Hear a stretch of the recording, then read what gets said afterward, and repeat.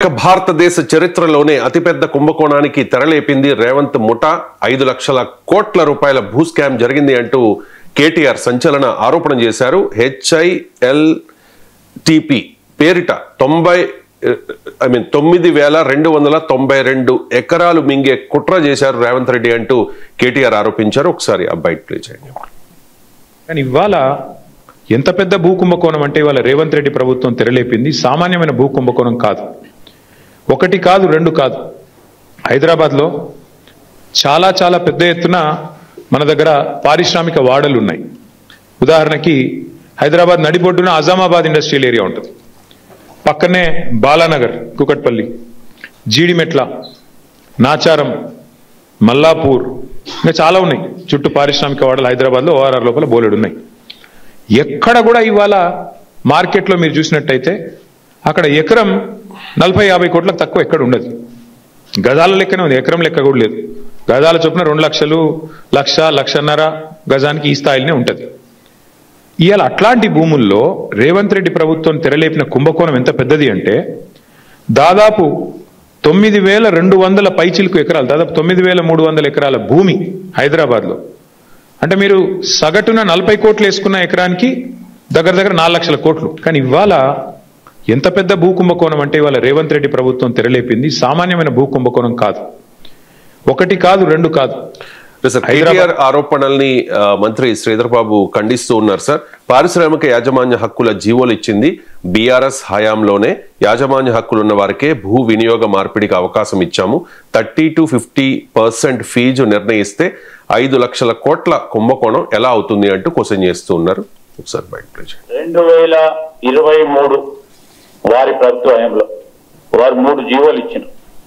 ఒకటి ఆజామాబాద్, రెండవది బాలానగర్, మూడవది హఫీజ్పేట్. ఈ 3 జీవోలకు సంబంధించి GOMS 19 ఆజామాబాద్ సంబంధించి GOMS 20 29/8/2023లో హఫీజ్పేట్ కూడా GOMS 21. అదే డేట్ లో వారి Hyderabad industrial land transformation policy అని తీసుకొచ్చి ఈ ఇండస్ట్రియల్ ల్యాండ్స్ ఎస్టేట్స్ కూడా ఏవైతే ఉన్నాయో ఈ లీజ్ ల్యాండ్స్, ఈ లీజ్ ల్యాండ్స్ ని ఫ్రీ హోల్డ్ చేయాలని చెప్పడం జరిగింది. భూమి వినియోగ బదిలింపు, చేంజ్ ఆఫ్ ల్యాండ్ యూస్ కు సబ్ రిజిస్టర్ విలువలో 30% మరియు 50% నిర్ణయం చేయడం జరిగింది. దీనికి సంబంధించి కూడా ఈ 30% భూమి విలువ కాదు, ఇది కన్వర్షన్ ఫీజు. వారు చెప్పింది ఏంది, ప్రభుత్వ భూమి విలువలో 30% అమ్మడి పెడతా ఉన్నారు, ప్రభుత్వానికి సంబంధించిన భూములు అమ్ముకున్నట్టు విధంగా వారు మాట్లాడారు. స్పెసిఫిక్ గా కన్వర్షన్ ఛార్జ్లే మేము సూచించడం జరిగింది. రైట్ సార్, ఎవరి వాదన వాళ్ళు వినిపిస్తూ ఉన్నారు సార్? ఏంటి సార్ వివాదం? అంటే ఇద్దరి వాదనలో ఒక సీరియస్ అంశం ఉంది. అంటే ఏంటి, హైదరాబాద్ నగరం అభివృద్ధి క్రమంలో మొదట్లో పెద్ద ఎత్తున ఇండస్ట్రియల్ వాడలు వచ్చాయి, నిజం.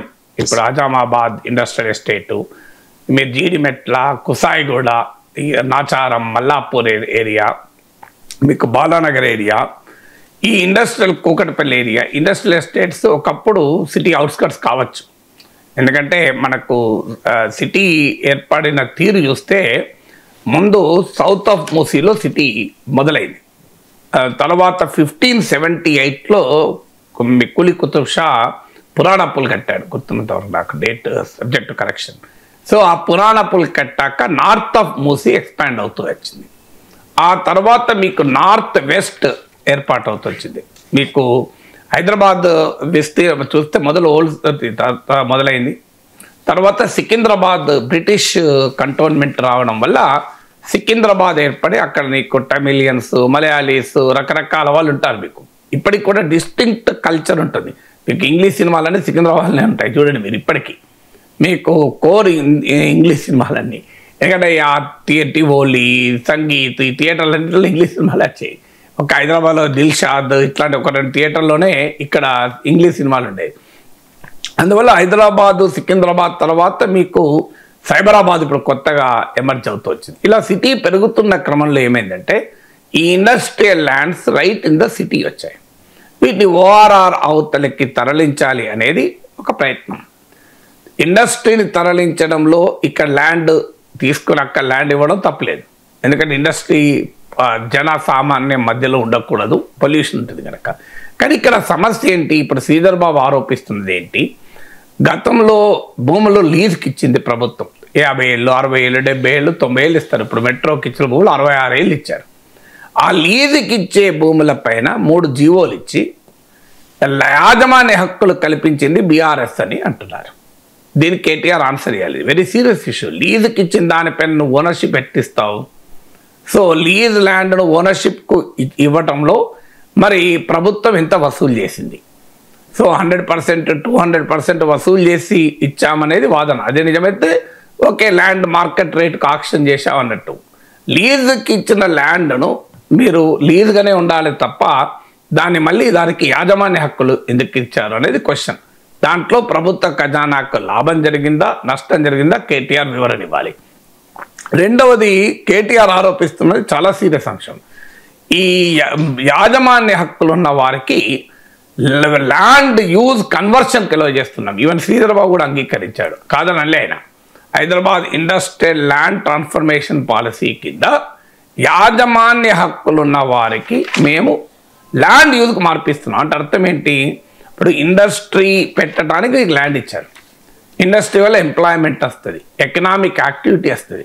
కానీ ఆ ఇండస్ట్రీకి పెడుతున్నారు కనుక వాళ్ళకి చౌకగా ల్యాండ్ ఇచ్చారు. దాన్ని ఇప్పుడు నువ్వు రియల్ ఎస్టేట్గా మార్చుకోవడానికి ఎలో చేయడం ప్రమాదకరం కదా. శ్రీధర్బాబు కూడా అంగీకరిస్తున్నాడు, మేము ఎలో చేసాము 30 to 50% కన్వర్షన్ ఛార్జ్ వసూలు చేసి అని. నేను శ్రీధర్బాబు గారిని, రాష్ట్ర ప్రభుత్వాన్ని కూడా అడిగేది ఏంటంటే, మీరు ఈ కన్వర్షన్ ఛార్జ్ ఎందుకు? ఆ ల్యాండ్ ఆక్షన్ చేయండి. మీరు ఒక పర్పస్కి ఇచ్చారు, ఆ పర్పస్కి వాళ్ళు వాడడం లేదు. వాళ్ళు వాడనప్పుడు అది ప్రభుత్వం ఇచ్చిన ల్యాండ్, చౌకగా ఇచ్చిన ల్యాండ్. ఇప్పుడు 99 రూపాయలకు కూడా 99 పైసలకు కూడా మీకు ల్యాండ్ ఇస్తున్నారు. ఇప్పుడు TCSకి ల్యాండ్ ఇచ్చారు, గూగుల్కి ల్యాండ్ ఇచ్చారు అనుకుందాం. ఆ ల్యాండ్ వాళ్ళు అక్కడ గూగుల్ కంపెనీ పెట్టకనే రియల్ ఎస్టేట్ వ్యాపారం చేస్తే TCS అంటే ఒప్పుకుంటామా? నీకు ఏ పర్పస్ కొరకు ఇచ్చారు? అన్ఫార్చునేట్లీ ఇది 50 ఏళ్ల క్రితం, 60 ఏళ్ల క్రితం నీవు తేరగా ఉచితంగా ల్యాండ్లు పొందిన పారిశ్రామికవేత్తలు ఇవాళ 100 కోట్లు సంపాదిస్తారు కన్వర్షన్ వల్ల. సో మామూలు లాభం కాదు. 30 to 50% మేము కన్వర్షన్ ఛార్జెస్ వసూలు చేస్తామంటున్నారు. కన్వర్షన్ 30 to 50% కాదు. మీరు ఇండస్ట్రీ ఎప్పుడైతే లేదో why don't you take it over? ప్రభుత్వమే తీసుకొని దానికి ఆక్షన్ వేయచ్చు కదా. ఈ కన్వర్షన్ ఛార్జెస్ వల్ల 4000 కోట్లు వస్తాయి అంటున్నారు. కన్వర్షన్ ఛార్జెస్ వల్ల 4000 కోట్లు వస్తాయి. కానీ ఈ పరిశ్రమల కొరకు ప్రభుత్వ భూముల్ని కొన్ని సందర్భాల్లో భూసేకరణ చేసి ప్రజల దగ్గర నుంచి తీసుకొని ఇచ్చిన భూమిని ఇవాళ వారు ల్యాండ్ యూజ్ కన్వర్షన్ వల్ల 1000 కోట్ల లాభాలు పొందుతున్నారు కదా. ఇప్పుడు ఆయన 9292 ఎకరాలు 4-5 లక్షల కోట్లు అంటున్నారు. మరి అంత లాభం ప్రభుత్వం పొందాలి, ప్రజలు పొందాలి కదా. ఇలా హైదరాబాద్లోమో స్కూల్కి భూమి ఉండదు, కరెక్టే కదా. హాస్పిటల్కి భూమి ఉండదు, బరియల్ గ్రౌండ్కి భూమి ఉండదు. మరి మీకు వీటిని కన్వర్ట్ చేసి ల్యాండ్ యూజ్ పాలసీకి మారుస్తే ఎవరికి లాభం? ఆ భూములపైన యాజమాన్య హక్కులు కలిగిన వాళ్ళు లాభం. అంటే ఇప్పుడు శ్రీధర్ బాబు, కేటీఆర్ చెప్పిన రెండు కలిపితే అర్థమయ్యేది ఏంటి? 50 ఏళ్ల క్రితం, 60 ఏళ్ల క్రితం అప్పటి ప్రభుత్వాలు ఒక పర్పస్ కొరకు లీజ్కి ఇస్తే బీఆర్ఎస్ వాళ్ళు దాన్ని యాజమాన్య హక్కులు కల్పించారు. ఇప్పుడు కాంగ్రెస్ వాళ్ళు వచ్చి యాజమాన్య హక్కుల్ని కాస్త రియల్ ఎస్టేట్గా మార్చుకోవడానికి ల్యాండ్ కన్వర్షన్ కూడా అనుమతిస్తున్నారు. So part of the story KTR చెప్తున్నాడు, part of the story Sridhar Babu చెప్తున్నారు. రెండు కలిపితే ఇద్దరు ఒప్పుకుంటున్నారు. మరి లీజ్కి ఇచ్చిన ల్యాండ్ మీద యాజమాన్య హక్కులు ఎందుకు కలిపేయాలి? లీజ్ క్యాన్సిల్ అయితే తీసేసుకోవాలి, తీసేసుకొని ఆక్షన్ వేయండి. నేను సింపుల్ కదా. యాజమాన్య హక్కులు కల్పించాల్సిన అవసరం ఎందుకు వస్తుంది లీజ్కి ఇచ్చిన భూముల్ని? అంటే బీఆర్ఎస్ ఏమో లీజ్ భూములకు యాజమాన్య హక్కులు కల్పిస్తుంది, కాంగ్రెస్ వాళ్ళు వచ్చేమో యాజమాన్య హక్కుల్ని కాస్త మార్చుకొని వ్యాపారం చేసుకోమని అనుమతిస్తుంది. అంటే మళ్ళీ ఇద్దరు కలిసి కొట్లాడుకుంటా అంటే ఎట్లా? నాకు అర్థం కాని అంశం. అందువల్ల తేలాల్సింది ఏంటంటే ఈ ప్రాసెస్లో ఎవరు లాభపడుతున్నారు, ఎవరు నష్టపోతున్నారు. ఇది మామూలు విషయంగా 9292 ఎకరాలంటే, హైదరాబాద్ నడిబొడ్డున ఇన్ని ఎకరాలంటే ఇలా పరిశ్రమలు మూతపడ్డ తర్వాత నీకు ఇచ్చిన పర్పస్ ల్యాండ్ పరిశ్రమ కొరకు ఇచ్చావు కదా. నువ్వు అందులో ఉండకపోతే ఆటోమేటిక్గా నువ్వు రిటర్న్ ఇవ్వాల్సిందే కదా గవర్నమెంట్కు. ఒక పర్టికులర్ పర్పస్ కొరకు నీకు ల్యాండ్ ఇస్తే ఆ పర్పస్ కొరకు కదా తక్కువ ఇచ్చింది ల్యాండ్ ఖర్చుకు. లేకుండా నువ్వు కొనుక్కో ల్యాండ్ ఇవ్వడం అభ్యంతరం చెప్పాడు కదా. సో ఇదొక ఇప్పుడు మెట్రో కోసం ల్యాండ్ ఇచ్చారు, 66 ఎకరాలు లీజు. ఆ మెట్రో ఏం చేస్తుంది? ఆ ల్యాండ్ మీద ప్రైవేట్ వాళ్లకు లీజ్కి ఇస్తుంది. వాళ్ళు ఎప్పుడు అక్కడ ఏదో ఒక బిల్డింగ్ కట్టుకొని 66 ఏళ్ళు అనుభవిస్తారు. ఎందుకు ఇచ్చారు? మెట్రోను వైబుల్ చేసడానికి ఇచ్చారు. వయబిలిటీ గ్యాప్ ఫండింగ్లో భాగం. మెట్రో వయబుల్ అయ్యి మెట్రో బాగా లాభాలు సంపాదించిన తర్వాత 66 ఏళ్ళ తర్వాత ప్రభుత్వం దాని మెట్రోకి దారాదత్తం చేస్తే అన్యాయం కదా. ఆ పర్పస్ అయిపోయింది. You have to take it back. So government land government తీసుకోవాలి. దాని ఏ పర్పస్ కొరకు ఇచ్చారో ఆ పర్పస్ ఫుల్ఫిల్ కావాలనుకుంటే ఇండస్ట్రీని మీరు ఓవరాడుతుంటే అక్కడ మళ్ళీ ల్యాండ్ ఇవ్వండి, ల్యాండ్ ఫర్ ల్యాండ్ ఇవ్వండి. ఇప్పుడు మీరు ఇక్కడ హైదరాబాద్ ఓవరాల్ లోపల హైదరాబాద్ నడిబొడ్డున పరిశ్రమ ఉండడం కాలుష్యానికి కారణమవుతుంది కనుక మీరు ఇక్కడ ల్యాండ్ తీసుకుంటే కావాలంటే ఎక్కువ ల్యాండ్ ఇవ్వండి బయట వాళ్ళు పరిశ్రమ పెట్టుకోవడానికి. కానీ పర్పస్ ఆఫ్ ఇండస్ట్రీ అనేది వేరు. దానికి రకరకాల రాయితీలు, కొన్ని సందర్భాల్లో అయితే ఫ్రీగానే ల్యాండ్ ఇస్తారు. ఫ్రీగా మనం చూసాం కదా, ఇప్పుడు ఆంధ్రప్రదేశ్లో వివాదం, రూపాయికి టీసీఎస్ ల్యాండ్ ఇచ్చారని. నువ్వు సాఫ్ట్వేర్ కంపెనీ పెట్టడానికి ల్యాండ్ ఇస్తే నేను సాఫ్ట్వేర్ కంపెనీ నేను హోటల్ పెట్టుకుంటా అంటే కరెక్టా? నేను దాంట్లో అపార్ట్మెంట్లు కట్టుకొని అమ్ముకుంటా అంటే కరెక్టా? నీకు అపార్ట్మెంట్లు పెట్టుకొని అమ్ముకోవడానికి ఇవ్వలే కదా. 30 to 50% కన్వర్షన్ ఛార్జెస్ వసూలు చేశాను, 100% వసూలు చేయాలంటున్నాను నేను. 30 to 50 అయినా మార్కెట్ రేట్ వేరు, ఆక్షన్ రేట్ వేరు. ఆక్షన్ రేట్ చేస్తే ఇప్పుడు చూడండి 100 కోట్లు 50 కోట్లు వస్తుంది ల్యాండ్కు. మీరు మార్కెట్ రేట్ ఎప్పుడు మన అందరికీ తెలుసు, మార్కెట్ రేట్లు తక్కువ ఉంటాయి. అంటే అఫీషియల్ రేటు చాలా తక్కువ ఉంటుంది. మీరు అఫీషియల్ రేట్లో 30-50% వసూలు చేస్తున్నారు అంటే ఎంత తక్కువ?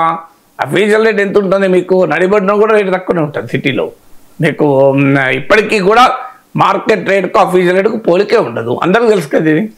సో మరి ఆ మార్కెట్ రేట్కు అఫీషియల్ రేట్కు పోలికే వెళ్ళినప్పుడు మీరు మార్కెట్ రేట్లో అఫీషియల్ రేట్లో 30-50%కి ఇస్తే అది ఇంకా ప్రమాదకరంగా.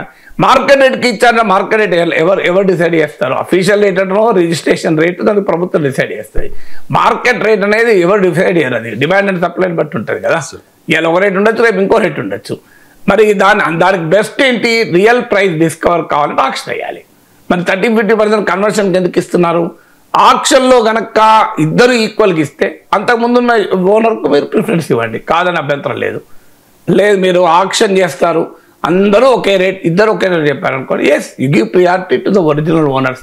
అండ్ అల్టిమేట్లీ వాళ్ళకి అసలు ఓనర్షిప్ ఏంటి, యాజమాన్య హక్కులు కల్పించడం ఏంటి, దానికి మళ్ళీ మార్పిడి చేసుకోవడానికి అవకాశం ఏంటి అంటే పరిశ్రమ పెట్టడానికి 50 ఏళ్ల కింద ల్యాండ్ ఇస్తే అది కూడా లీజ్కి ఇస్తే బీఆర్ఎస్ వాళ్ళు వచ్చి దానికి ఓనర్షిప్ ఇచ్చారు, కాంగ్రెస్ వాళ్ళు వచ్చి దాన్ని అమ్ముకోవడానికి అవకాశాన్ని ఇస్తున్నారు. ఎందుకంటే వాళ్ళు ఇప్పుడు అది ల్యాండ్ యూజ్ మార్పిడి అయితే వాళ్ళ అపార్ట్మెంట్లో కమర్షియల్ కాంప్లెక్స్ కట్టుకొని అమ్ముకుంటారు. ఇది రెండు కరెక్ట్ కాదు కదా అంట. అప్పుడైనా ఇప్పుడు లీజ్ క్యాన్సిల్ చేసి గవర్నమెంట్ టేక్ ఓవర్ చేసి కావాలంటే గవర్నమెంట్ పర్పస్ వాడండి, ఆక్షనే కాదు. సో అందువల్ల ఇప్పుడు ఇందులో కుంభకోణం అనేది తర్వాత విచారణ, ఫండమెంటల్గా ప్రజల ప్రయోజనాలు కాపాడబడ్డాయి అనేది క్వశ్చన్ కదా. మీరు ఎవరి ప్రయోజనాల కొరకు ప్రభుత్వాలు పనిచేస్తున్నాయనేది ప్రశ్న వస్తుంది కదా.